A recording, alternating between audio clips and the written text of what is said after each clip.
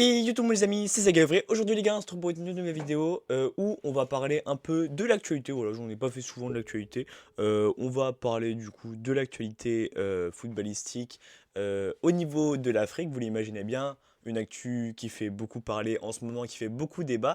C'est l'actualité entre le Maroc et le Sénégal. Donc pour donner un peu de contexte, il y a une semaine, donc le 20 janvier 2026, 17 mars pardon, 2026, le Maroc a été attribué comme vainqueur de la CAN, alors que sportivement, le Sénégal l'a gagné. Ils ont été déclarés vainqueurs car forfait du Sénégal d'après la CAN, la CAF. Donc c'est une décision qui fait beaucoup débat, qui fait beaucoup parler, qui est énormément contestée par le monde du football en général, voilà. Donc c'est pour ça qu'on va un peu expliquer, on va un peu en parler aujourd'hui dans cette vidéo, voilà, expliquer un peu pour ceux qui n'ont pas trop compris le pourquoi du comment de cette décision et qu'est-ce qui va en venir de cette décision dans le futur, etc. Donc on commence donc le 18 janvier 2026 avec du coup la finale de la CAN à Rabat au Maroc, du coup au Maroc était l'organisateur de cette CAN 2026 où du coup le Sénégal l'emporte 1 but à 0 face au Maroc. Donc voilà, but de Pape Gueye, voilà en prolongation. Une finale qui devait être normale, entre guillemets, voilà. Sauf que dans les arrêts de jeu, le Sénégal a marqué, mais un but a été refusé, voilà, pour hors-jeu. Hors-jeu qui était manifestement pas hors-jeu, voilà. Donc le but était bien valide, mais bon, c'est pas grave, l'arbitrage ça peut arriver, voilà. Mais quelques minutes après, penalty accordé au Maroc, pareil, assez litigieux, heureusement manqué par Brahim Diaz, mais entre ces deux événements, enfin après l'événement, le penalty pardon, accordé au Maroc, le Sénégal, pendant 15 minutes, sont partis au vestiaire, ainsi que son coach, etc. Les joueurs sénégalais sont partis dans le vestiaire pour protester cette décision d'arbitrage. Bon, ils sont bien évidemment revenus juste après. Donc au bout des 15 minutes, à peu près, je crois que c'était 15 minutes, ils avaient parlé dans la presse. Et, euh, et donc Brahim Diaz loupe son penalty, prolongation, et Pape Gueye marque le but de la victoire. Et donc le Sénégal est mis vainqueur de la CAN du coup.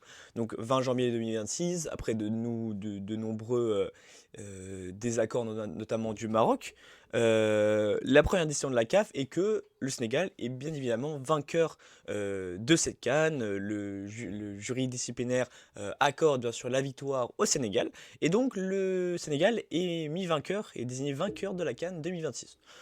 Pour l'instant, pas de problème. Arrivons maintenant au 17 mars 2026 où, petit renversement de situation, le jury d'appel de la CAF annule la victoire sénégalaise et met vainqueur le Maroc par forfait, donc victoire 3-0 du Maroc face au Sénégal, invoquant un article en particulier, donc l'article 84 du règlement de la CAN, qui stipule, attendez parce que je l'ai sous les yeux, il stipule qu'une équipe quittant le terrain avant la fin du match est déclarée forfait. Et donc c'était le cas du Sénégal qui est parti 15 minutes du terrain avant le coup de sifflet final de l'arbitre. Et donc voilà, c'est ce que demandait le Maroc. C'était voilà, le pourquoi il devrait être mis vainqueur le Maroc. Parce que le Sénégal a quitté le terrain. Un argument totalement entendable en soi, hein. Voilà, donc moi je le dis, je ne suis pour aucun parti. En soi, les deux parties peuvent avoir raison dans ces cas-là, hein. En soi, je suis assez d'accord par rapport à ça. Donc voilà. On peut, avec tout cela, donc bien sûr une pression politique a été mise par le président de la Fédération marocaine de football, Leïdja, du coup, qui a menacé de retirer son organisation de la CAN 2026 féminine, qui devait se passer aussi au Maroc. Donc il a menacé de retirer l'organisation de cette CAN. Et donc voilà, Legia qui a d'ailleurs et qui est très proche de Infantino, donc le président de la FIFA. Je dirais pas que ça a joué, mais je pense qu'il a dû faire jouer ses relations au sein de la FIFA. Voilà. Voilà. Et du coup, le 27 mars, donc on est le 28 au moment où je tourne la vidéo, le 27 mars du coup, Il y a eu un recours au TAS, donc Tribunal arbitral du sport, si je dis pas de bêtises, qui, pour contester la décision, hein, donc le Sénégal a pris le tribunal arbitral du sport pour contester la décision, et donc pour l'instant, aucun verdict n'a été rendu, mais en tout cas, le TAS a accepté le recours du Sénégal, déjà c'est un bon point, et donc ça va être jugé, ça va être fait, donc pour l'instant, aucune audience est prévue, mais il y en a une qui sera prévue du coup à l'avenir vu que bah, ce recours a été accepté. Du coup, une audience sera prévue à l'avenir. Mais donc voilà, pour l'instant, aucune décision. Et je pense que cette affaire va durer assez longtemps. Voilà. Euh, le Sénégal qui d'ailleurs voulait exposer son trophée de la CAN, je crois il parlait du Stade de France, dire comme ça. Le Maroc qui a prévu de les poursuivre en justice si cela était fait. Donc voilà, c'est une affaire qui est assez explosive entre deux peuples déjà.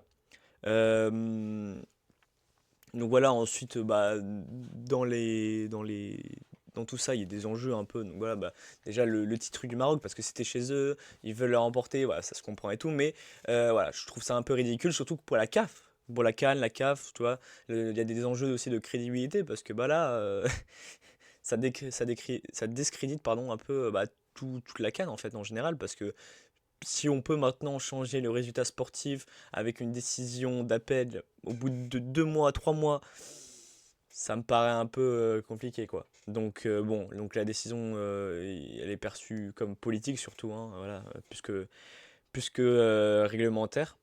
Donc surtout, bah, toutes les institutions bah, sont sapées, sont bah, du coup toutes discréditées en soi, hein. Toutes les institutions africaines sont bah, gavées, genre ils sont souillés, pas, je dirais pas souillés non plus, mais ils sont quand même énormément discrédités, voilà.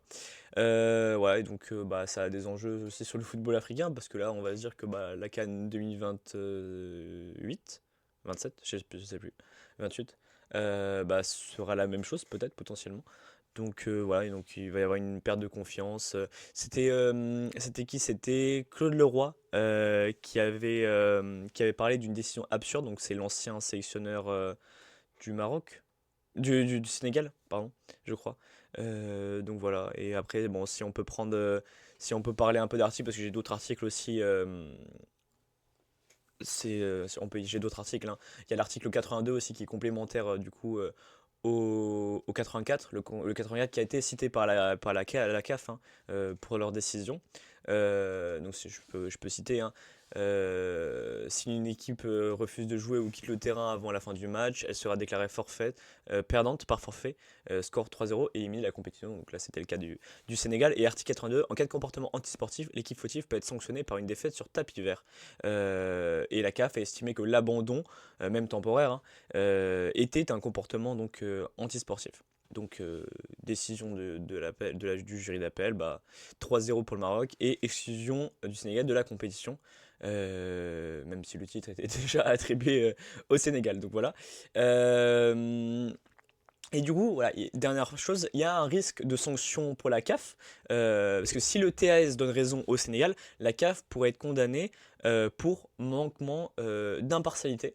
Donc c'est-à-dire que genre le TAS pourrait dire que la CAF n'a pas été très bah, impartiale dans les décisions et que Fuji Leja a un peu fait jouer ses relations dans la FIFA et tout, et du coup, peut-être que ça a accordé la décision en faveur du Maroc, grâce à lui, pour un peu d'impartialité. Donc voilà, je ne suis pas dans les instances du football marocain, je ne suis pas dans les instances du football de la FIFA, etc. Donc je n'en sais rien, je ne vais pas faire de suppositions qui peuvent être totalement absurdes, hein, finalement. Mais en tout cas, voilà, c'est une décision qui a fait beaucoup parler, qui va faire beaucoup parler encore, je pense, pendant 1, 2, 3 mois, je pense encore. Mais voilà, donc j'espère que justice sera rendue parce que j'aimerais bien quand même que le Sénégal soit donné vainqueur, même si ce qu'ils ont fait en finale n'est pas super intelligent finalement de quitter le terrain pendant 15 minutes. Je trouve pas ça très très smart on va dire de leur part, surtout que bah, finalement Brahim Diaz a raté son penalty. Alors est-ce que c'est parce que ils ont quitté le terrain? C'est possible aussi, il avait peut-être été déconcentré ou quoi. Donc voilà. Mais bon, il avait qu'à pas faire de Panenka aussi. Donc voilà, c'est la fin de cette vidéo. Je sais pas combien elle aura duré de temps. Je sais pas du tout. 10 minutes, c'est déjà pas mal. Dites-moi ce que vous pensez de ma coupe de cheveux. Alors, j'avoue que de base, Elle devait être un peu plus, enfin c'est un mulet, hein. Je sais pas si vous voyez, c'est un mulet le truc. Normalement ça doit être plus développé au-dessus. J'ai mis une crème pour que ça fasse des curls un peu. Ça a rien fait. Ça a fait juste, ça a aplati mes cheveux. Donc voilà, désolé pour la coupe de cheveux un peu éclatée. Je me présenterai mieux sur la prochaine vidéo. Ne vous inquiétez pas. Non mais voilà, en tout cas, j'espère que la vidéo vous aura plu. J'espère que ça vous aura un peu appris des choses quand même, parce que c'est le but aussi de ces vidéos. En tout cas, si c'est le cas, n'hésitez pas à vous abonner et à liker la vidéo, à la partager et à commenter. Ça m'aiderait énormément. En tout cas, moi je vous dis à bientôt pour une prochaine vidéo. C'était Zagaloray. Bye!